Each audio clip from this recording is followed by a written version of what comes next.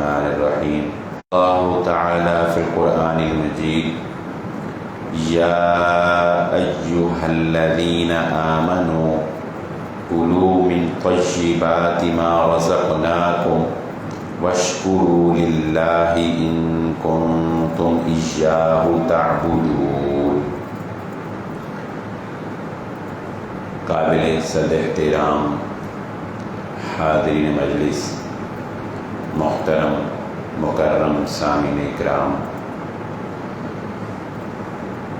ہر قسم کی تعریفات اس خالق مالک ارض و سماوات کے لیے، اور لاکھوں کروڑوں درود و سلام آپ محمد مصطفیٰ صلی اللہ علیہ وآلہ وسلم کی ذات اقدس پر.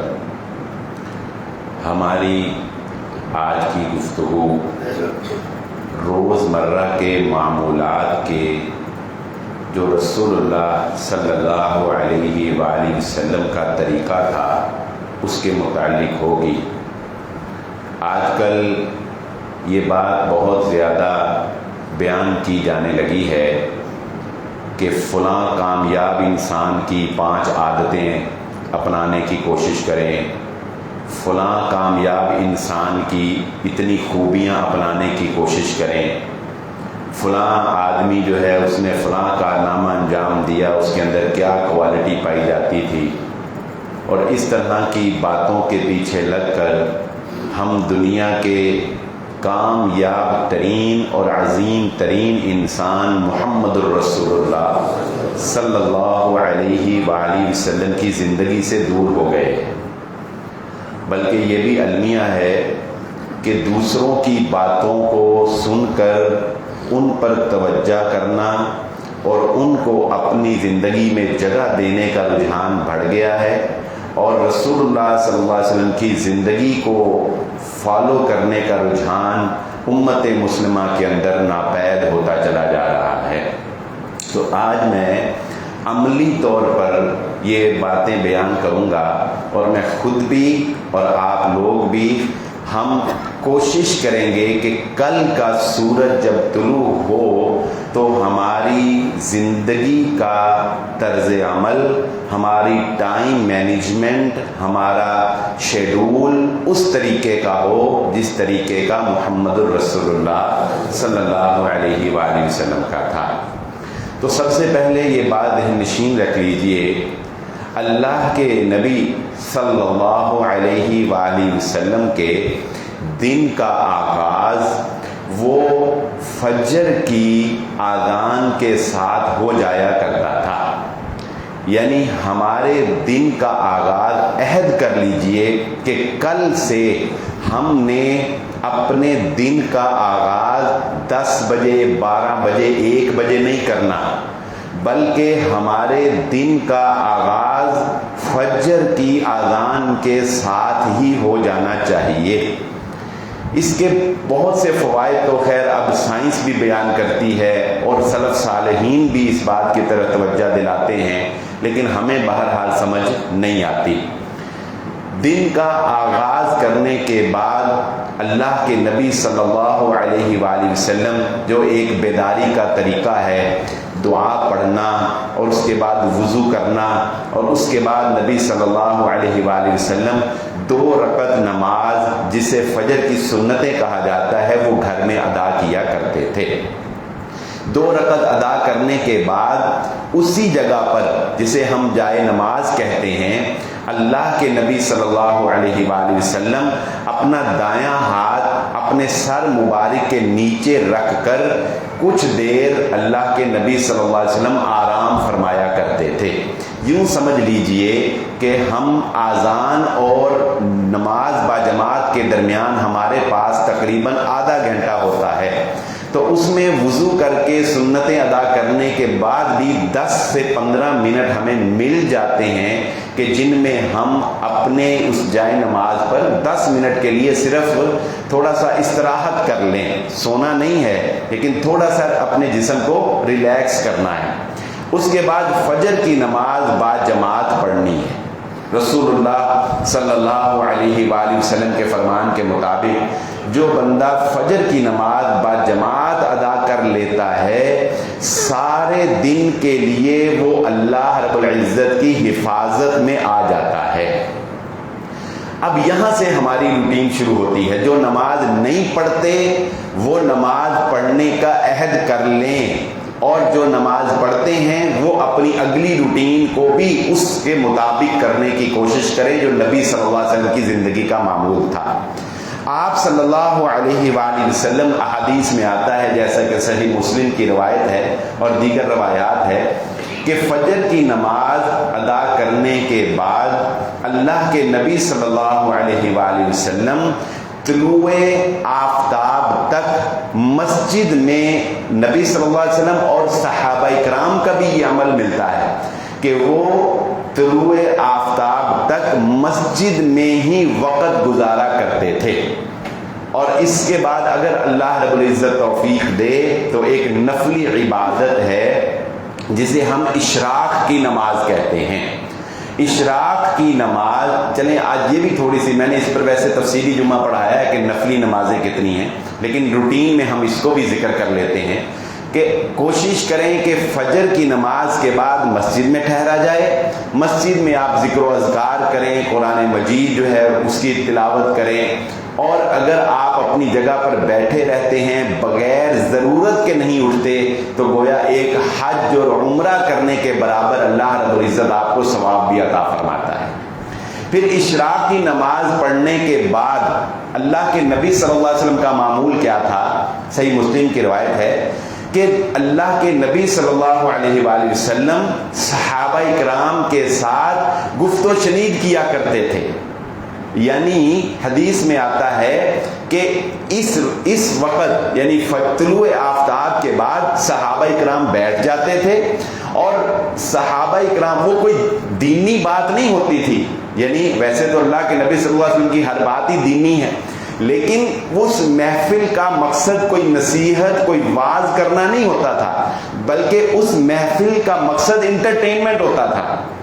حدیث میں آتا ہے کہ صحابہ اکرام اس محفل میں اپنے پرانے واقعات سنایا کرتے تھے، اپنی قدیم روایات بیان کیا کرتے تھے، جیسا کہ آپ کہتے ہیں نا یار فلانا جگہ ایسے ہوا، میرے والد صاحب ایسے کرتے تھے، ہمارے باو اجداد ایسے تھے، تمہیں پتہ ہے وہ فلاں کنواں جو ہے وہ کیسے بنا تھا، تمہیں پتہ ہے وہ فلاں وقت جو حادثہ ہوا کیسے ہوا۔ ہم باتیں کرتے ہیں نا ایسے اپنی محفلوں میں بیٹھ کر، یہ باتیں رسول اللہ صلی اللہ علیہ وسلم صحابہ کرام کے ساتھ بیٹھ کر کیا کرتے تھے، اور حدیث میں آتا ہے کہ صحابہ بیان کرتے تھے اور اللہ کے نبی صلی اللہ علیہ وآلہ وسلم سنا کرتے تھے، اور آپ صلی اللہ علیہ وآلہ وسلم مسکرایا کرتے تھے۔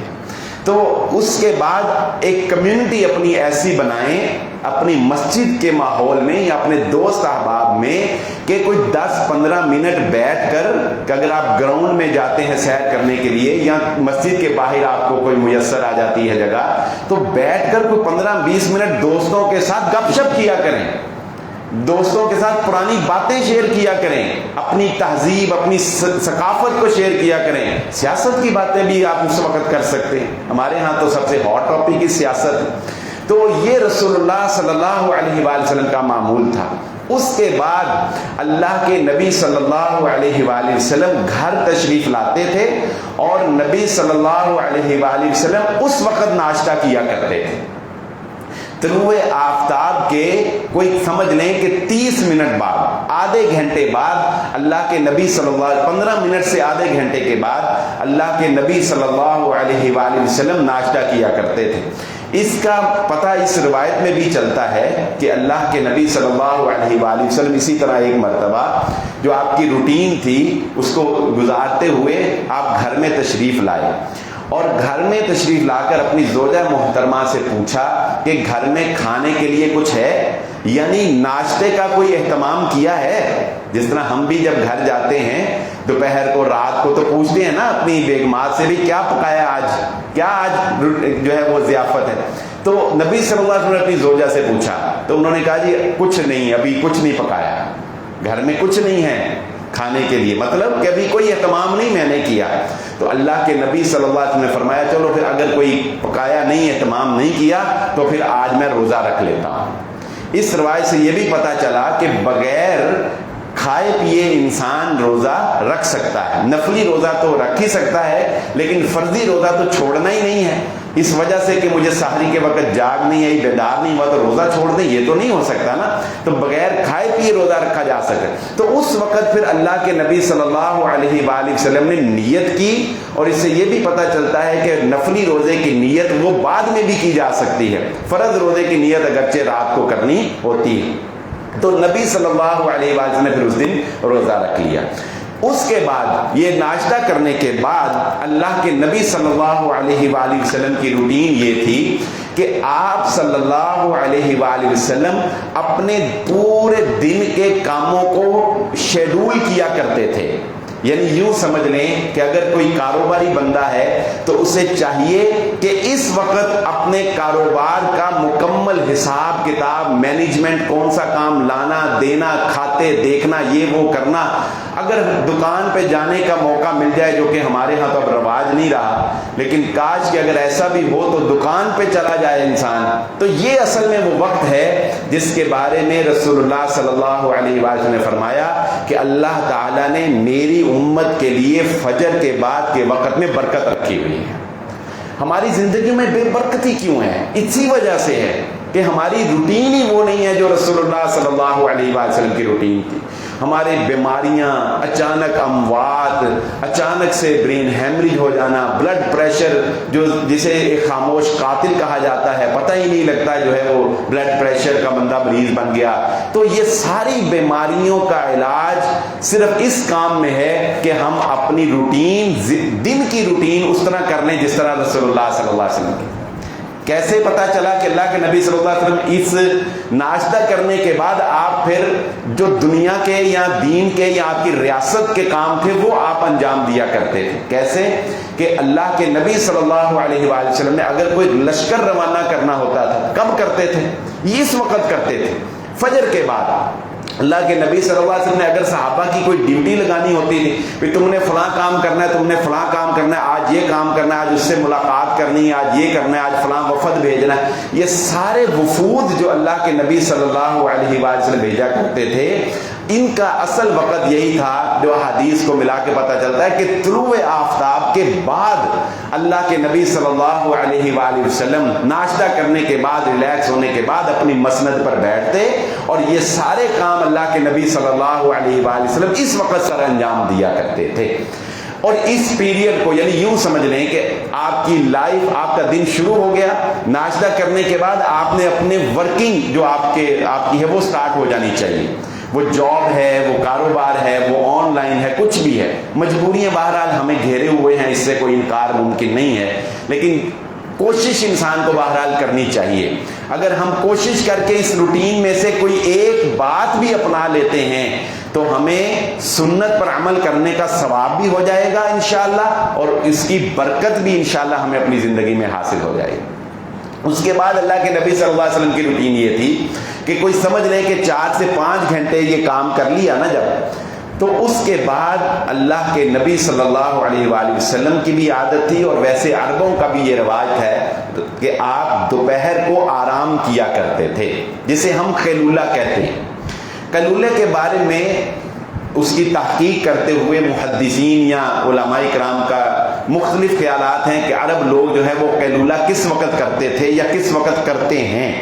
نارملی لوگ یہ سمجھتے ہیں کہ قیلولے کا جو وقت ہے وہ ظہر سے آدھا گھنٹہ پہلے ہے، اور میں نے جب اس کو دیکھا اپنی سوسائٹی میں تو مجھے بھی یہی لگا کہ شاید یہی وقت زیادہ مناسب ہے کہ جسے ہم 12 بجے سے 1 بجے کے درمیان کا دورانیہ کہہ سکتے ہیں. کیوں؟ اس لیے عام طور پہ ہم یہ سمجھتے ہیں کہ شاید قیلولے کا وقت ظہر کے بعد ہے، عصر سے پہلے ہے.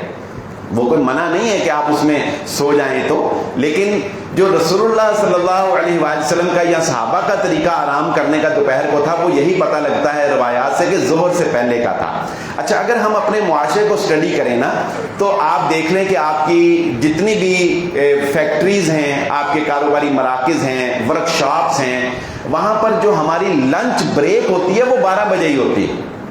جتنی بھی، میرا خیال ہے کہ 99% لنچ بریک جو ہے وہ ہماری 12 بجے سے 1 بجے تک ہے، جہاں 1 گھنٹہ بریک ہوتی ہے۔ تو یہی وہ 1 گھنٹہ ہے کہ جس میں لنچ بریک میں آپ نے کھانا بھی کھانا ہے، کھانا کھانے میں 15-20 منٹ ہی لگتے ہیں نا، اور اسی لنچ بریک میں آپ نے 20 سے 25 منٹ آرام کرنا ہے، جو کہ رسول اللہ صلی اللہ علیہ وآلہ وسلم کی سنت سمجھ کے کرنا ہے۔ اور یہ 20 سے 25 منٹ کا آرام آپ کو دوبارہ مغرب تک ایکٹیو کر دے گا، آپ کے جسم کو دوبارہ ایکٹیو کر دے گا۔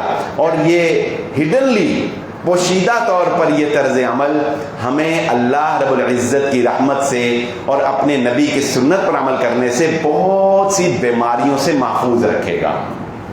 اس میں ایک چیز کا اضافہ کر لیجئے، اپنے حالات کو مد نظر رکھتے ہوئے، اور وہ یہ کہ چونکہ کمپیوٹرائز دور سے پہلے انسان کی زندگی ایسی تھی کہ اسے جسمانی طور پر ایکٹیو رہنے کے لیے کوئی خاص ورزش وہ نہ بھی کرے نا تو اس کے جسم کا گزارا ہوتا تھا، کوئی خاص ورزش وہ نہ بھی کرے تو ہماری روٹین لائف ایسی تھی، پیدل چلنا، کاموں کو خود جا کے کرنا، پانی بھر کے لانا، پیدل جا کر جو ہے وہ سبزی لانا، منڈی پیدل چلے جانا، اس طرح کے بہت سے کام، اور کاروبار میں خود جو ہے وہ کام کرنا، کرسی پر بیٹھنے کا کام کم تھا، اور فزیکلی ہمارا جو ایکٹیویٹی تھی وہ زیادہ تھی، اور ایسے ہی شروع سے تھا، اور عربوں کے ہاں بھی ایسے ہی تھا۔ لیکن اب چونکہ ہمارا طرز زندگی جو ہے وہ ایسا بن گیا ہے کہ ہماری فزیکل ایکٹیویٹیز جو ہیں وہ بہت کم ہو گئی ہیں، تو اس دورانیے میں ایک چیز کا آپ اضافہ یہ کر لیجئے کہ چاہے مصنوعی طور پر اگر آپ کی زندگی میں کوئی فزیکل ایکٹیویٹی نہیں ہے تو اس کو بھی اس دورانیے میں اپنی زندگی میں شامل کر لیجئے، چاہے آپ سیر کرنے نکل جائیں، چاہے آپ بیڈمنٹن کھیل لیں، چاہے آپ فٹ بال کھیل لیں، چاہے آپ کوئی اور چیز، کوئی اور گیم کھیلیں، کوئی ایسی گیم، کوئی ایسی ورزش اپنی زندگی میں شامل کر لیں جو آپ کے جسم کو ایکٹیو رکھے۔ رسول اللہ صلی اللہ علیہ وآلہ وسلم کی زندگی سے اس کی بہت سی مثالیں ملتی ہیں۔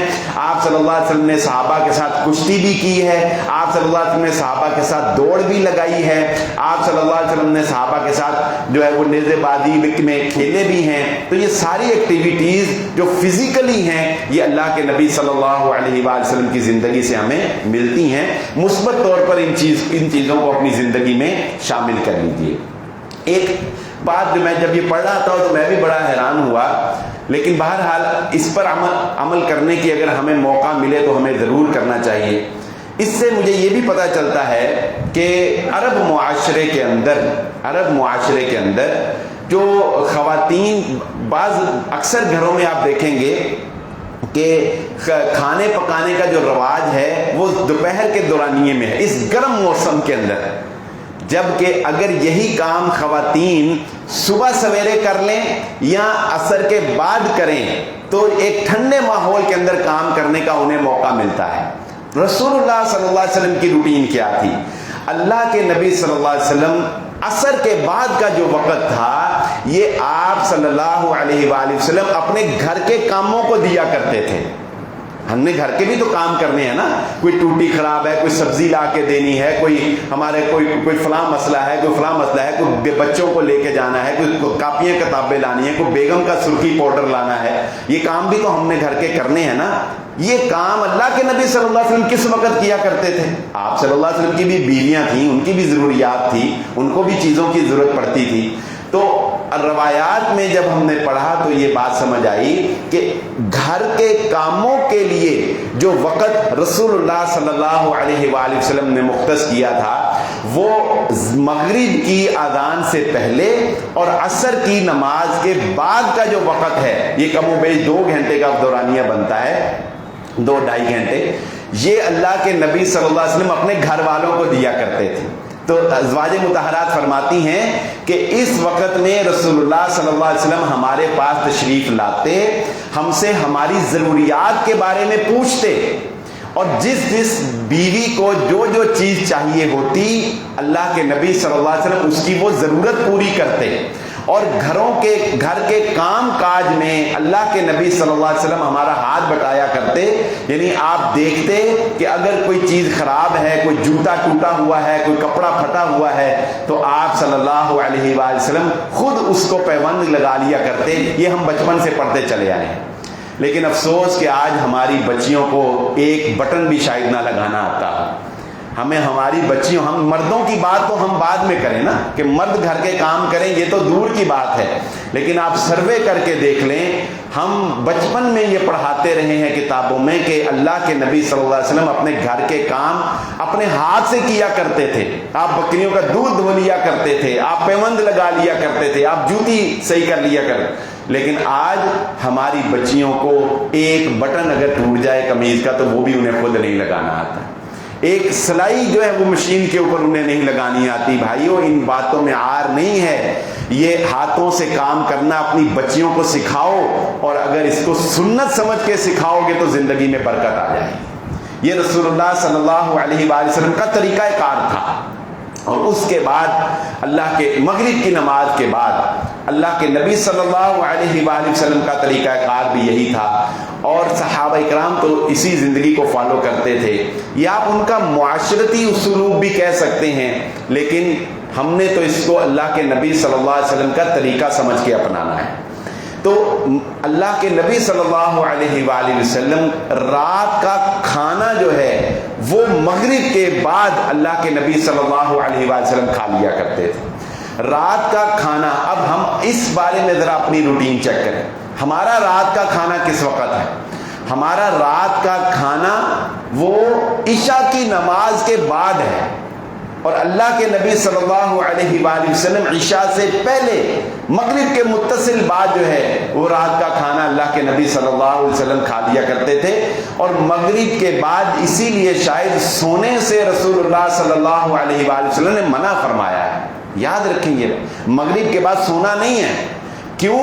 مغرب کے بعد جب آپ کھانا کھائیں گے تو کھانا کھا کے اگر آپ سوئیں گے تو یہ آپ کے جسمانی فٹنس کے مخالف ہے، یہ چیز آپ کو نقصان پہنچائے گی۔ یہ چیز اگر آپ کھانا کھا کے کچھ کام میں لگے رہیں گے، ایکٹیو رہیں گے، تو آپ کا کھانا سونے تک ہضم ہو جائے گا، اور یہ چیز آپ کو صحت مند رکھنے والی ہے۔ ہماری بہت سی بیماریوں کی وجہ یہ ہے کہ ہم رات کو لیٹ کھانا کھاتے ہیں، کوئی ایکٹیویٹی نہیں کرتے، اور ہم سیدھا بستر کے اوپر جا لیٹتے ہیں۔ رسول اللہ صلی اللہ علیہ وآلہ وسلم عشاء کی نماز کے بعد بغیر کسی وجہ کے، یہ اس پر عمل کرنا بہت مشکل ہے، بلکہ میں تو سمجھتا ہوں ان ساری باتوں پر یہ عمل کرنا بہت مشکل ہے۔ کہنے کو تو یہ بڑی آسان سی باتیں ہیں جو میں نے ایک دن آپ صلی اللہ علیہ وسلم زندگی کا آپ کے سامنے رکھ دیا، لیکن جب میں دیکھتا ہوں تو میری 100 مجبوریاں ہیں۔ میری دکان ہی 12 بجے کھلتی ہے، دکان ہی رات 9 بجے بند ہوتی ہے، میں کیسے عصر کے بعد گھر آ سکتا ہوں، میں کیسے مینیج کر سکتا ہوں؟ مشکل نظر آتا ہے۔ لیکن اللہ تعالیٰ سے انسان اگر توفیق مانگے اور ہمت کرے تو اللہ تعالیٰ انسان کی مدد کرتا ہے۔ تو رسول اللہ صلی اللہ علیہ وآلہ وسلم کے معمول، زندگی کا معمول یہ تھا بغیر کسی وجہ کے۔ ہاں، بعض اوقات اللہ کے نبی صلی اللہ علیہ وسلم رات کو عشاء کے بعد جاگے بھی ہیں، یہ نہیں ہے کہ یہ کوئی حرام ہے۔ حضرت ابو ہریرہ رضی اللہ تعالیٰ عنہ اکثر احادیث جو ہے وہ رات کے وقت یاد کیا کرتے تھے۔ حضرت ابوبکر صدیق رضی اللہ تعالیٰ عنہ سے رسول اللہ صلی اللہ علیہ وسلم رات بھر جو ہے وہ ڈسکشن کرتے رہے اب انتظامی امور کے بارے میں، اور اسی طرح علمی جو حلقہ تھے، بعض اوقات امام شافعی کے بارے میں، امام احمد بن حنبل کے بارے میں آتا ہے، ساری رات وہ علمی طور پر مباحثہ کرتے رہتے تھے، علمی مذاکرہ، علمی گفتگو ساری رات ان کی جو ہے وہ جاری رہتی تھی، اور صحابہ کرام بھی موجود ہوتے تھے، یہ بھی ملتا ہے۔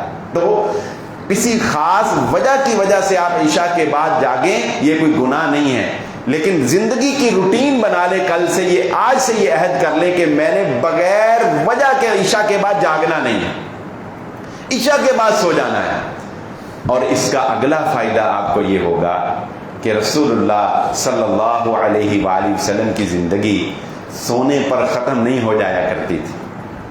آپ کی روٹین لائف، آپ کی ڈیلی ورک سونے پر، رات کو سونے پر ختم نہیں ہو جایا کرتے تھے، بلکہ سونے کے بعد پھر اللہ کے نبی صلی اللہ علیہ وسلم رات کو بیدار ہو کے اللہ کے سامنے تہجد کے لیے کھڑے ہوا کرتے تھے۔ یہ تہجد کی نماز آپ اسی صورت میں پڑھ سکیں گے جب آپ کی روٹین لائف یہ بنے گی۔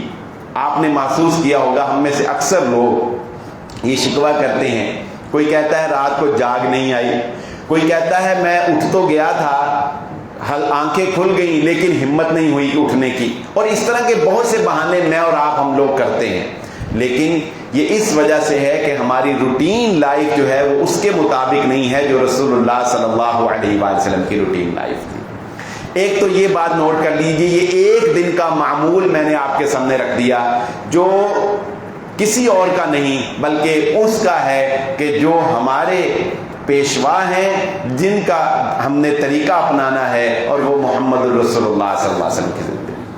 اب دوسری بات جو میں اس میں شامل کرنا چاہتا ہوں وہ ہے اللہ کے نبی، اس پر بھی ایک تفصیلی جمعہ میں پڑھا چکا ہوں، لیکن آج اس پر 10 منٹ کی گفتگو صرف ضمنی طور پر شامل کریں گے تاکہ ہماری زندگی میں عمل پیرا ہو سکے، اور وہ یہ ہے جو آیت بھی میں نے آپ کے سامنے پڑھی، سورۃ البقرہ کی آیت نمبر 172 ہے، اے ایمان والو کلوا من طیبات ما رزقناکم واشکروا للہ ان کنتم ایاہ تعبدون۔ ایک ہے کسی چیز کا حلال ہونا اور ایک کسی چیز کا حرام ہونا، ایک ہے کسی چیز کا پاکیزہ ہونا اور کسی چیز کا غیر پاکیزہ ہونا، غیر معیاری ہونا۔ یہ دونوں باتوں میں فرق ہے۔ حلال اور حرام یہ ایک الگ کیٹیگری ہے، معیاری اور غیر معیاری، پاکیزہ اور غیر معیاری یہ ایک الگ کیٹیگری ہے۔ قرآن مجید ہمیں یہ بتاتا ہے کہ تم نے حلال و حرام میں تو یہ تمیز کرنی ہے کہ تم نے حرام نہیں کھانا، حلال کھانا ہے۔ حلال کھانے کے بعد پھر اگلا سٹیپ ہے، بہت سی چیزیں ہیں جو حلال تو ہیں مگر معیاری نہیں ہیں، بہت سی چیزیں ہیں جو حلال تو ہیں مگر پاکیزہ نہیں ہیں۔ چنانچہ نیکسٹ سٹیپ یہ ہے جو ہمیں نبی صلی اللہ علیہ وسلم کی زندگی سے پتہ چلتا ہے کہ ہم نے حلال کے بعد ایک اور کیٹیگری جو ہے اس میں سے اپنی فوڈ کو گزارنا ہے، اور وہ ہے پاکیزہ چیزیں۔ جی ہاں، اللہ کے نبی صلی اللہ علیہ وآلہ وسلم کی زندگی سے آپ کو کہیں نہیں ملے گا کہ آپ نے اپنی زندگی میں کوئی غیر ضروری اور غیر معیاری چیز استعمال کی ہے۔ ہماری زندگیوں میں غیر ضروری اور غیر معیاری چیزیں ہیں جس کی بہت سی مثالیں ہم رکھ سکتے ہیں آپ کے سامنے۔ مثلا ہمیں یہ دیکھنا چاہیے اپنی غذا میں، کیا ہم نے اپنی غذا میں اللہ کے نبی صلی اللہ علیہ وسلم کی غذا جیسی غذا بنانے کی کوشش کی ہے؟ نبی صلی اللہ علیہ وسلم نبیذ استعمال کیا کرتے تھے۔ نبیذ کیا ہے؟ عام خواتین گھروں میں جانتی ہیں، کھجوروں کو بھگو دینا اور بعد میں ان کو نچوڑ لینا اور اس کا جوس، اس کا پانی پی لینا۔ کیا ہمارے گھروں میں بوتل، سافٹ ڈرنک، جوسز، اس سب کو چھوڑ کر کیا ہم نبیذ کا استعمال کرتے ہیں اس لیے کہ یہ میرے نبی کی غذا تھی؟ نہیں کرتے۔ نمبر 2، تلبینہ۔ اللہ کے نبی صلی اللہ علیہ وآلہ وسلم تلبینہ استعمال کرتے تھے، اور حضرت عائشہ صدیقہ رضی اللہ تعالیٰ عنہ فرماتی ہیں، اور یہ تلبینہ ڈپریشن، انزائٹی، غمگینی کی وجہ سے، ڈپریشن، انزائٹی، غمگینی کی وجہ سے جو انسان کے اعصاب کمزور ہوتے ہیں اس کا بہترین علاج تلبینہ ہے۔ کیوں؟ حضرت عائشہ فرماتی ہیں صدیقہ رضی اللہ تعالیٰ عنہ، جب ہمارے معاشرے میں، ہمارے علاقے میں کسی کے گھر فوتگی ہو جاتی تھی تو آپ کو پتا ہے کہ وفات، موت سے بڑا صدمہ تو کوئی نہیں ہوتا، کسی اپنے پیارے کی موت جو ہے یہ سب سے بڑا غم ہوتا ہے جو انسان کے اعصاب کو کمزور کرتا ہے۔ تو وہ فرماتی ہیں کہ ہم اس گھر کے لیے چولہے کے اوپر تلبینہ جو ہے وہ رکھ دیتے تھے، لوگ آتے تھے، ہم ان کو تلبینہ پیش کرتے تھے، اور ان گھر والوں کو بھی جو ہے وہ تلبینہ پلایا کھلایا جاتا تھا۔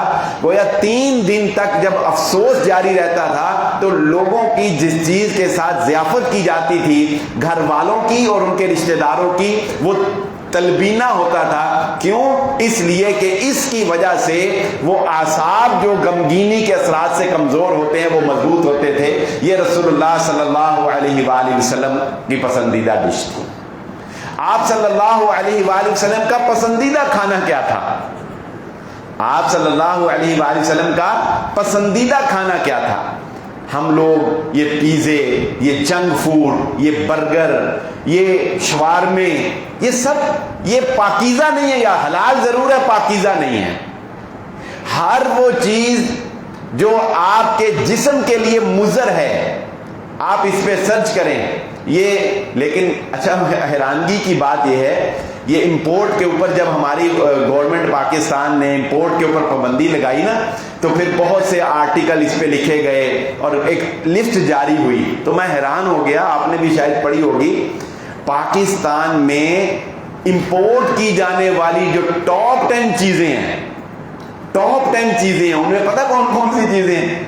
آپ حیران ہوں گے، ان میں کتھا جو پان کو لگتا ہے، کتھا امپورٹ کرتے ہیں ہم، وہ ٹاپ 10 میں ہے۔ پان کا پتا، پان کا پتا ٹاپ 10 چیزوں میں ہے جسے پاکستانی امپورٹ کرتے ہیں۔ اور میرا خیال ہے کہ سب سے نمبر 1، مجھے وہ یاد تو نہیں نمبرنگ، لیکن میرا خیال ہے نمبر 1 یا 2 3 میں چائے آتی ہے، پتی جسے ہم امپورٹ کرتے ہیں۔ آپ سالن کو جب دوبارہ گرم کرتے ہیں وہ آپ کے لیے مضر صحت ہو جاتا ہے، جب آپ چائے کو دوبارہ گرم کر کے پیتے ہیں وہ آپ کے لیے مضر صحت ہو جاتی ہے، جب آپ کسی چیز کو اوون میں گرم کرتے ہیں وہ آپ کے لیے مضر صحت ہو جاتی ہے۔ جو ہم کہتے ہیں نا ہر بندہ بیمار، اور یہ کہ یہ ہماری عادتیں اصل میں خراب ہیں، یہ ہماری عادت۔ فریش چیز، فریش فوڈ، اور دنیا دوبارہ لوٹ کر آ رہی ہے قدرت کی طرف۔ آپ کو پتا ہے جو ہم یہ جو پولیسٹر، یہاں بہت سے لوگ میرے بھائی بیٹھے ہوں گے اس چیز کو سمجھتے ہوں گے کہ جو لوگ ایکسپورٹ کرتے ہیں وہ یہ جانتے ہیں کہ اس وقت وہاں پر اس کپڑے کی ڈیمانڈ زیادہ ہے جو قدرتی طور پر قدرتی کپاس سے بنتا ہے، جس کے اندر آرٹیفیشل پولیسٹر شامل نہیں ہوتا، اور کپاس بھی وہ جسے قدرتی کھاد سے جو ہے وہ پروان چڑھایا گیا ہو، اس کی ڈیمانڈ اور زیادہ ہے، کیونکہ وہ لوگ جان چکے ہیں کہ آرٹیفیشل لائف میں بیماریاں ہیں، قدرتی لائف میں اللہ رب العزت نے صحت رکھی ہے، تندرستی رکھی۔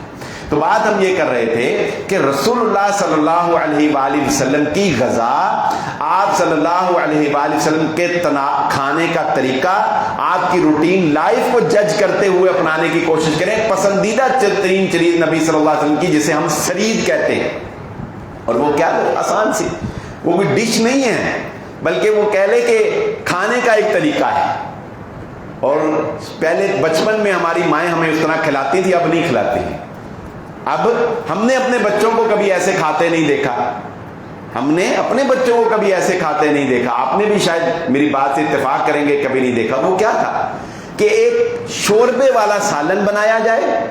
اللہ کے نبی صلی اللہ علیہ وسلم اس ڈش کو، اس طریقے کو بہت پسند فرمایا کرتے تھے ہمارے نبی صلی اللہ علیہ وسلم، کہ شوربے والا سالن بنایا جائے اور روٹی کے باریک چھوٹے چھوٹے پیسز کر لیے جائیں، چھوٹے چھوٹے پیسز کیے جائیں، اور پھر روٹی کو ان پیسز کو اس شوربے کے اندر ڈپ کر دیا جائے، اور کوئی 2 4 5 منٹ ان کو ڈپ رہنے دیا جائے، اور اس کے بعد اس شوربے سے اس روٹی کو نکال کر اسی طرح جو ہے وہ کھایا جائے۔ یہ رسول اللہ صلی اللہ علیہ وآلہ وسلم کی پسندیدہ ترین ڈش تھی۔ بتاؤ کتنی آسان ہے، سستا کام، سستا اور معیاری۔ تو وہ سستے اور معیاری سے مجھے یاد آ گیا، عبدالحی انصاری صاحب ہیں، شاہد اللہ قصری صاحب حافظہ اللہ کے، وہ اتنے درویش ہیں بیچارے کہ جہاں کہیں وہ درس وغیرہ کے لیے فیصلہ آباد میں لوگ بلاتے ہیں، تو اگر کوئی نہ آئے تو ان کو کال کر کے بلا لیا جاتا ہے، جی آپ آ جائیں الٹرنیٹ طور پہ۔ تو ان کے بارے میں نا ایک جملہ مشہور ہے، سستا اور معیاری عبدالحی انصاری، عبدالحی انصاری سستا اور معیاری. بیچارے پیسے نہیں لیتے نا درس کے، کوئی بندہ نہیں آ جاؤ ہی تسی درس دے دو، وہ بیچارے پہنچ جاتے ہیں درویش درس دینے کے لیے. تو یہ مجھے ویسے ایک بات یاد ہے. تو اللہ کے نبی صلی اللہ علیہ وآلہ وسلم کی زندگی کو، یہ میں نے چند ایگزامپلز آپ کے سامنے رکھی. ظاہر ہے میں سارا کچھ تو نہیں آپ کے سامنے رکھ سکتا، لیکن اس کو اسٹڈی کریں. رسول اللہ صلی اللہ علیہ وآلہ وسلم کیا استعمال کیا کرتے تھے، بلکہ اس پر بھی سرچ ہو چکی ہے. میں خواتین کو لیے یہ تجویز دوں گا.